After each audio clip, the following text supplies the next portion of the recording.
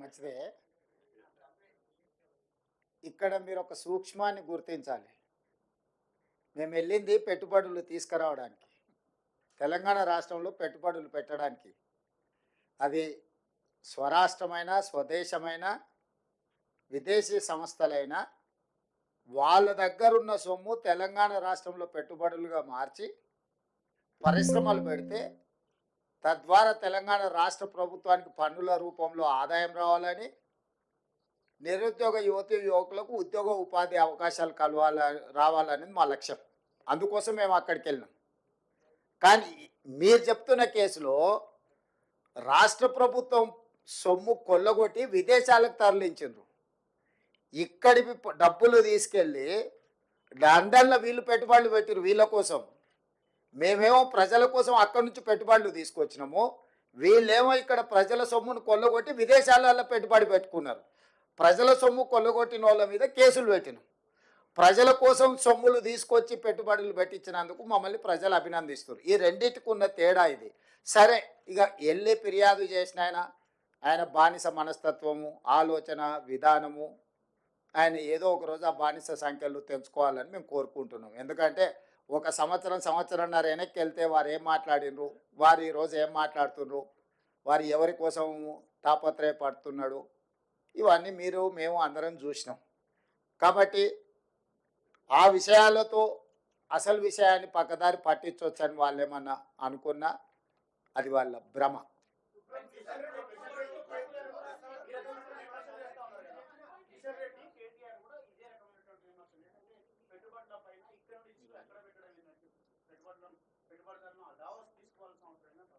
నువ్వు ఇంతకుముందు అడిగిన సమాచారమే. మహారాష్ట్రకు సంబంధించిన రిలయన్స్ సంస్థతో మహారాష్ట్ర ముఖ్యమంత్రి దావోస్లో ఒప్పందం చేసుకున్నాడు, దాన్ని ఎందుకు విమర్శించలేదు అని మీరు అడిగినారు. సేమ్ ఈ నువ్వు ఇచ్చిన సమాచారమే ఆయనకు సమాధానం. వాళ్ళ దుఃఖం అంతా, బాధ అంతా, అసూయ అంతా, కడుపులో కుళ్ళంతా, వీళ్ళు ఎక్కడో ఒక దగ్గర విఫలమైపోతారు. దాన్ని చూసి పైశాచిక ఆనందం పొందాలనుకుంటే వీళ్ళు వెళ్ళి విజయవంతంగా చాలా రాష్ట్రాల నుంచి ముఖ్యమంత్రులు వచ్చిండ్రు. చాలా రాష్ట్రాలు వాళ్ళ ప్రభుత్వం యొక్క విధి విధానాలు అక్కడ చెప్పుకోవడం జరిగింది.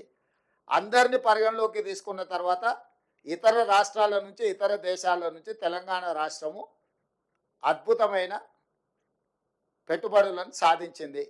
దీన్ని అభినందించాలి.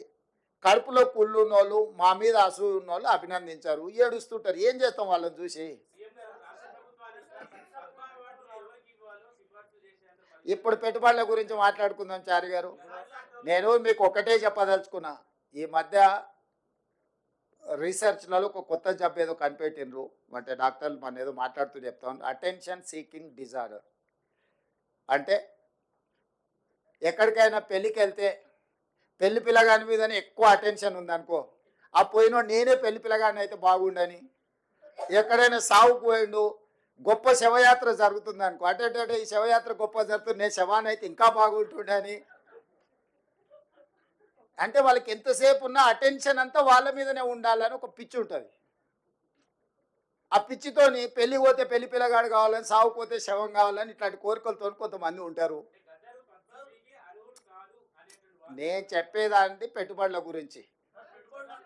ఈ పెట్టుబడులు ప్రభుత్వము విధి విధానాలు మేము వెళ్ళి ఆకర్షించి పెట్టుబడులు తేవడంతో, అరే వాళ్ళు ఎట్లా ఆకర్షిస్తారు, నేను పోయినప్పుడు ఎవరు రాలేదేంది, ఇప్పుడు వీళ్ళు పోగానే ఇంతమంది వస్తున్నాయింది, ఇన్ని పెట్టుబడులు వస్తున్నాయిందని ఈ అటెన్షన్ సీకింగ్ డిజార్డర్ అనే జబ్బుతోని ఒక ఆయన బాధపడుతుండు, ఇంకొక ఆయనకు మద్దతు ఇస్తుండు. ఇక ఇక ఆ సమయం అది ఇక మీరంతా ఏం చేస్తారు? అందుకే మీకు చెప్తున్నా జబ్బు ఉందని.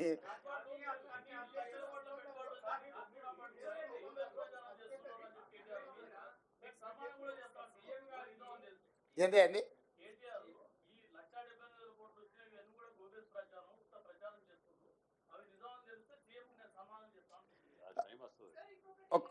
ఇప్పుడు సంస్థలు ఏవైతే ఉన్నాయో, అమెజాన్ కానీ, లేకపోతే సన్ పెట్రోకెమికల్స్ కానీ, ఇన్ఫోసిస్ కానీ, విప్రో కానీ, హెచ్సిఎల్ కానీ, ఇట్లా వరుసగా నేను సంస్థల అన్ని పేర్లు ఇస్తా.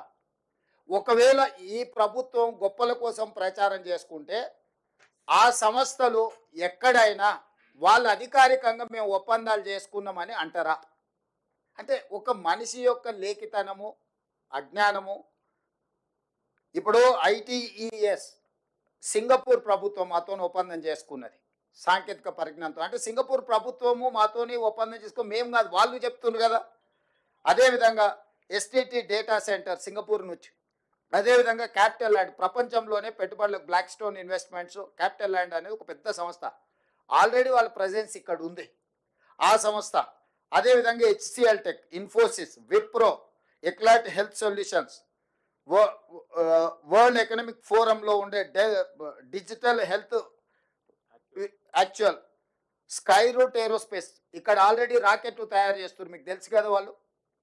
సో అదేవిధంగా జేఎస్డబ్ల్యూ గ్రూప్ అంటే జిందాల్ స్టీల్ వాళ్ళు, అదేవిధంగా అమెజాన్ వెబ్ సిరీస్, అదేవిధంగా ఇట్లాంటివి సిఫ్టీ టెక్నాలజీస్, ఇట్లా ఈ సంస్థలన్నీ ఇంకా చాలా ఉన్నాయి. నేను యువతల జేసీకే గ్రూపు, కంట్రోల్ ఎస్ డేటా సెంటర్స్లలో వాళ్ళు ఎంత క్వైట్ పాపులరో మీకు తెలుసు కదా.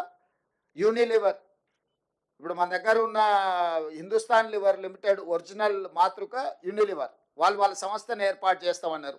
అదేవిధంగా సుహానా మసాలా, రామ్కీ గ్రూప్, యూబిఎస్, అంటే ఇట్లా ప్రపంచ స్థాయిలో పేరెన్నికగన్న సంస్థలు, వాళ్ళ ప్రతినిధులు, వాళ్ళ సిఇఓలు దావోస్ వరల్డ్ ఎకనామిక్ ఫోరంకి వచ్చి తెలంగాణ పెవిలియన్, మేము వాళ్ళ ఆఫీస్లోకి వెళ్ళలే, ఎక్కడైతే తెలంగాణ రాష్ట్ర ప్రభుత్వం యొక్క అధికారిక కార్యక్రమాలు నిర్వహించే స్థలం ఉన్నదో వాళ్ళు అక్కడికి వచ్చి అపాయింట్మెంట్ తీసుకొని తెలంగాణ రాష్ట్ర ప్రభుత్వంతో ఒప్పందం చేసుకున్నారు.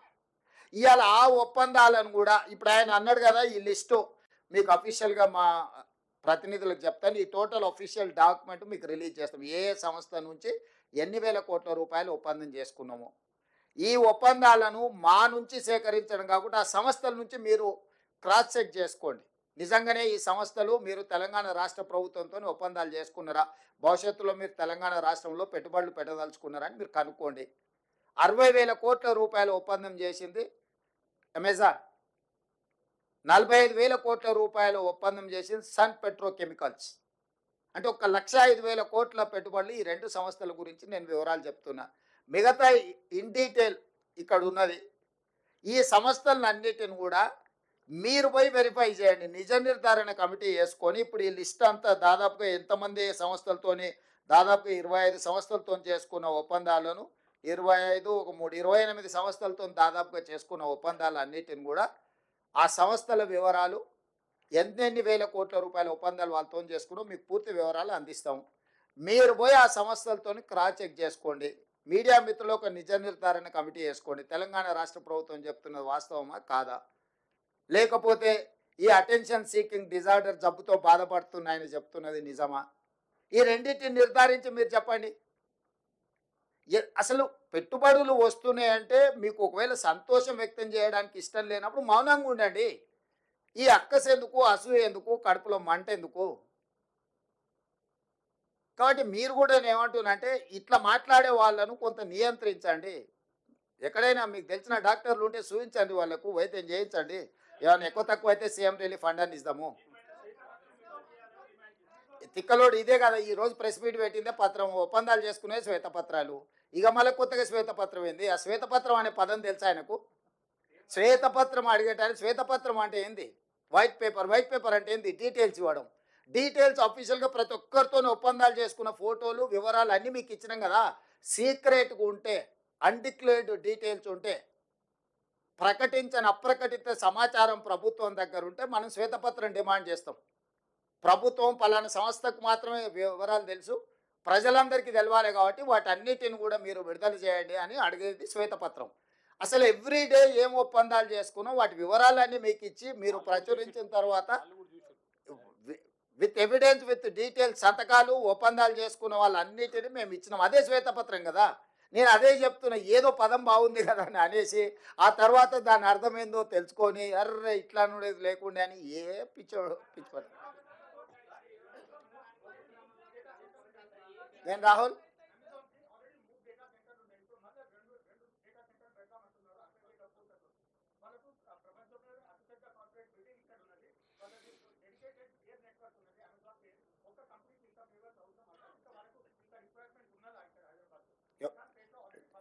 నీ నీ అభిప్రాయమా వాళ్ళ అభిప్రాయమా? రాహుల్ వద్దంటావా పెట్టుబడి? ఇప్పుడు ఒక న్యూస్ ఛానల్ ఉందనుకో, రెండో న్యూస్ ఛానల్ వద్దని నిషేధిస్తావా? పొటెన్షియల్ ఉంటేనే పెట్టుబడి. వ్యాపారస్తుడు వ్యాపారం లాభసాటిగా ఉంటేనే పెడతారు. రాహుల్ని చూసి మొహమాట వాడి పెట్టుబడులు ఎవరు పెట్టరు. మొహమాటానికి వస్తే కాఫీ తాగిపిస్తారు తప్ప పెట్టుబడులు పెట్టరు.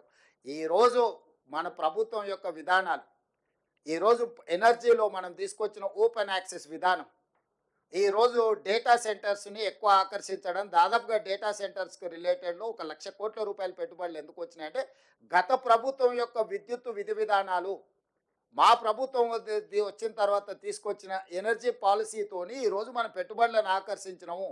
ఎప్పుడు కూడా పెట్టుబడులు ఆయా రాష్ట్ర ప్రభుత్వాల యొక్క విధి విధానాలను బట్టి పెట్టుబడులు వస్తాయి. ఈరోజు మనం తీసుకొచ్చిన ఎనర్జీ పాలసీ వల్ల మనం మ్యాక్సిమం ఇన్వెస్ట్మెంట్స్ని అట్రాక్ట్ చేయగలిగినాం. అంటే మన ప్రభుత్వము వాళ్ళ పెట్టుబడులకు అవసరమైన అనుమతుల విషయంలో తీసుకొచ్చిన సరళీకృత విధానాల వల్ల వాళ్ళు ఈరోజు మన పెట్టుబడులు ఇచ్చిండ్రు. అమెజాన్ గొప్పదని నువ్వే అంటావు, ఇక్కడ ఉందని నువ్వే అంటావు. 60,000 పెట్టుబడులు పెడతా అంటే మాత్రం నువ్వు బాధపడతావు. ఎందుకు? నువ్వంటే అదే నీ వెనకాల ఉన్నాయన గురించి, నువ్వంటే నువ్వు కాదు.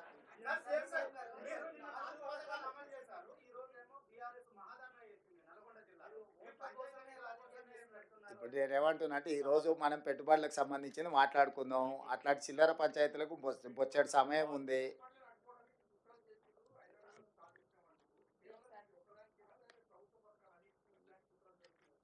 అది ఇక నువ్వు చెప్పాలి, నువ్వు విచారం. ఎందుకంటే నిర్మాణం మేము దేశంలో లేము, ఏమేమి జరిగిందో మొత్తం వివరాలు మీరు చెప్పండి. చెప్తే దాన్ని బట్టి నిర్ణయం. ఎస్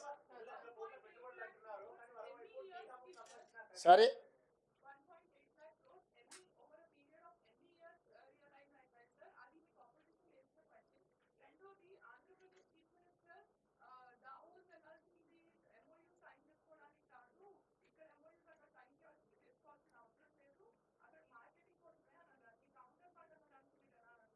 నేను ఏం స్పందించను. ఎవరి ఆలోచన వాళ్ళది. నా వరకు దావోస్ పర్యటన అనేది పెట్టుబడులను ఆకర్షించడమే కాకుండా ప్రపంచము ఏ విధంగా ముందుకెళ్తుందో అవగాహన కల్పించుకోవడానికి కూడా మనం వెళ్తాం. అన్ని విషయాలు మనకు తెలియదు. తెలియని విషయాలను తెలుసుకోవడం అనేది మానవుడి యొక్క పరిజ్ఞానం పెంచుకోవడం అనేది అది minimum sense and common sense. We have applied our common sense. అక్కడికి వస్తే ప్రపంచ దేశంలో అభివృద్ధి చెందిన సంస్థలతో పాటు ఇతర దేశాల యొక్క విధి విధానాలు, వాళ్ళ పాలసీలు కూడా మనకు అర్థమవుతాయి ఇంటరాక్షన్స్ తోటి. ఎందుకు ఫోరంలలో పోయి మన గురించి ప్రమోట్ చేస్తాం? అసలు చాలా దేశాలకు ఇక్కడ ఏమి విధి విధానాలు ఉన్నాయో తెలవడానికి అవకాశం లేదు. అందుకే మన విధి విధానాలు ఆ ఇంటర్నేషనల్ ఫోరమ్స్ మీద మనం ఎక్స్ప్లెయిన్ చేసినాం. దానివల్ల ఏమైందంటే ఈ రోజు కాదు, ఇంకొక సంవత్సరం తర్వాత అయినా వాళ్ళు ఇలాంటి పెట్టుబడులు పెట్టాలనుకున్నప్పుడు అనుకూలమైన ప్రాంతాన్ని వెతుకుతారు, అనుకూలమైన దేశాన్ని వెతుకుతారు. సో నేను క్లియర్గా ప్లాట్ఫామ్ మీద చెప్పిన, ఇప్పుడు ఇతర దేశాలు, చైనాలో పెట్టుబడులు పెట్టిన దేశాలన్నీ కూడా ఇంక్లూడింగ్ యునైటెడ్ స్టేట్స్ ఆఫ్ అమెరికాతో సహా సౌత్ కొరియా లాంటి దేశాలు, చాలా దేశాలు చైనా +1 కంట్రీ కోసం వెతుకుతున్నారు. కోవిడ్ వచ్చిన తర్వాత చైనాలో పెట్టిన పెట్టుబడులు చైనా నుంచి జరుగుతున్న ఎగబోతుల మీద తీవ్రమైన ప్రభావం చూపించింది. సో ఆ దేశంతో ఒకసారి సత్సంబంధాలు దెబ్బతింటే మొత్తం పరిశ్రమలే మూతపడే పరిస్థితి వచ్చి అసలు ఆ పరిశ్రమల మనుగడనే కష్టమవుతుంది అనుకున్న సందర్భంలో చాలా దేశాలు, థాయిలాండ్ కావచ్చు, ఫిన్లాండ్ కావచ్చు, యుఎస్ కావచ్చు, సౌత్ కొరియా కావచ్చు, ఇట్లా చాలా దేశాల పేరు చెప్పగలుగుతారు. వాళ్ళందరూ చైనాకు ప్రత్యామ్నాయంగా ఒక అనుకూలమైన దేశం కోసం, ప్రాంతం కోసం వెతుకుతూరు పెట్టుబడులు పెట్టడానికి. అందుకే నేను టైమ్ అండ్ అగైన్ ప్రతి ప్లాట్ఫామ్లో చెప్పిన చైనా +1 అనే పాలసీకి తెలంగాణ అనుకూలము, తెలంగాణకు రాండి, తెలంగాణకు పెట్టుబడులు పెట్టండి. తెలంగాణ స్టేట్ను ప్రమోట్ చేసుకున్నాం మనము. ఇక్కడ competition between different states and different countries. పక్క రాష్ట్రం, ఈ రాష్ట్రం, ఆ రాష్ట్రం కాదు, అన్ని రాష్ట్రాల ముఖ్యమంత్రులు వచ్చారు. కానీ పెట్టుబడి పెట్టేటోడు ఏడబెట్టాలను ఫోకస్డ్గా అక్కడ పెట్టుబడి పెట్టారు. వాళ్ళ అంతర్జాతీయ నిపుణులతోని సంప్రదించిన తర్వాతనే వాళ్ళ పెట్టుబడులకు రక్షణ ఎక్కడ ఉన్నది, పెట్టుబడులను సాంకేతిక నైపుణ్యం ఎక్కడ ఉన్నది, ఈ రెండింటిని పరిగణలోకి తీసుకొని తెలంగాణ రాష్ట్రంలో పెట్టుబడులు పెట్టినరు. సరే ఈ రాష్ట్రం ఆయన ఏం చెప్పిండు, ఆ రాష్ట్రం ఆయన ఏం చెప్పిండు, వాళ్ళందరూ ఏం చెప్తున్నారు అని కాదు. నేను పెట్టుబడులు పెట్టే వాళ్ళకి నేనేం చెప్తున్నా, నన్ను విశ్వసించి వాళ్ళు నా రాష్ట్రంలో పెట్టుబడులు ఏం పెడుతున్నారు అనేది మన ఫోకస్. మా పర్యటనలో పెట్టుబడులను ఆకర్షించడమే కాదు, ప్రపంచంలో జరుగుతున్న పరిణామాల పట్ల అవగాహన కూడా కల్పించుకోవడంలో భాగంగా ఈ పర్యటన, ఈ రెండు మాకు ఉపయోగపడ్డాయి. ఈ రెండింటి ప్రాతిపదికన తెలంగాణ రాష్ట్రాన్ని అభివృద్ధి పదం వైపు నడిపిస్తాం.